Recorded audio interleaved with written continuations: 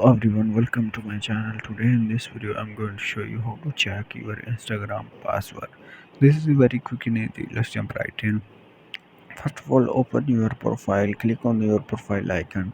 After that, click on top right three lines. After that, click on top right three lines. Here you can see after that, here you can see option account center. Click on this account center button. Here you can see, click on this.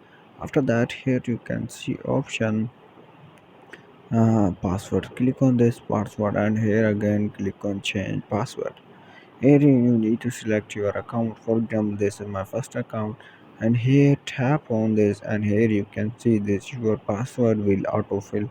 Click on this, and here click on highlight. Here you can see this is my Instagram password. In this way, you can check your Instagram password on your Instagram account. Thanks for watching this video. Please subscribe my channel.